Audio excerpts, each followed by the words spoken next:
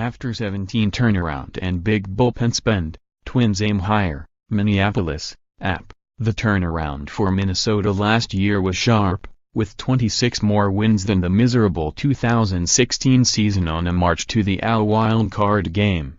This year, the Twins are in position to actually measure progress by postseason advancement. The entire starting lineup stayed intact, with 5 core players aged 25 and under, and the bullpen was given a big boost with 3 free agent additions.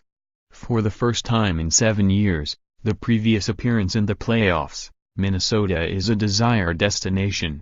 "I feel like this team is on the edge of being really good for a while," said left-hander Zach Duke, who joined right-handers Fernando Rodney and Addison Reed as veteran relievers who signed this winter. "Maybe a pitcher or two away, and it's there. It's a very exciting thing.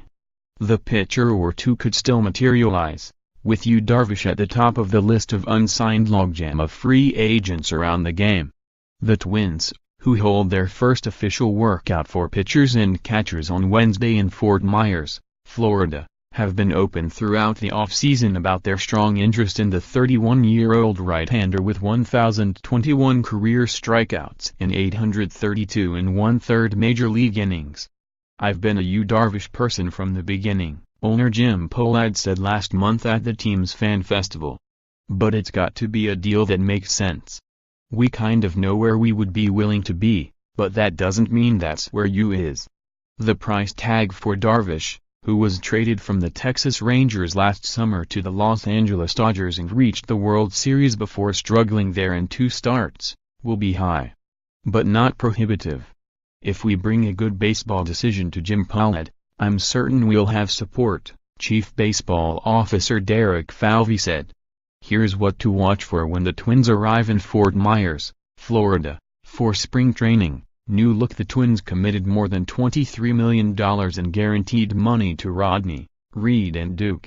That gave them a closer in Rodney with 300 career saves, a reliable setup man or 9th-inning replacement in Reed if the 40-year-old Rodney were to falter, and a left-hander in Duke with a cumulative 2.85 ERA over the last 4 seasons. Rookies to watch: Steven Gonsalves could pitch his way into the rotation sooner than later, particularly if injuries persist among the other starting pitchers. The club's Minor League Pitcher of the Year award winner in 2016, Gonsalves dominated Double-A for Chattanooga last season before a promotion to Triple-A Rochester in August. Minnesota's Minor League Player of the Year award in 2017 went to catcher Mitch Garver, who appeared in 23 games for the Twins but still has rookie status. He's in line to serve as Jason Castro's backup with the departure of Chris Jimenez via free agency. They're set with Eddie Rosario, Byron Buxton and Max Kepler in place and Zach Granite pushing for time behind them. The Twins have one of the most promising outfields in the game. Buxton won his first Gold Glove award last season.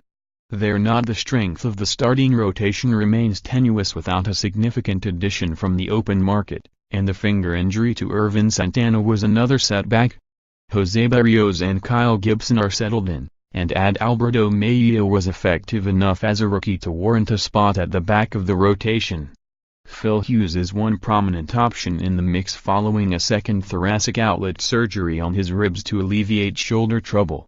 Tyler Duffey could get another look as a starter. The infield has a former All-Star at each of the 3 bases, but Miguel Sano's recovery from left leg surgery and the MLB investigation into the sexual misconduct allegation against him leaves some uncertainty on the left side of the diamond.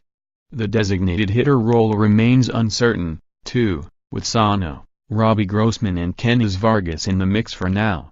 On deck: Trevor May could make himself a wild card candidate for the rotation, as he's recovering from Tommy John elbow surgery.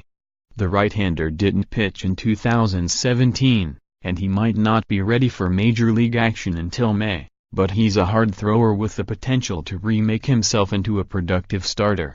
"Just making sure when I go throw for a team, I can throw the 5, the 6, the 7 innings, stretched out like that and be ready, so that when I do get back up here it's competition time," May said, "and not the rehab guy."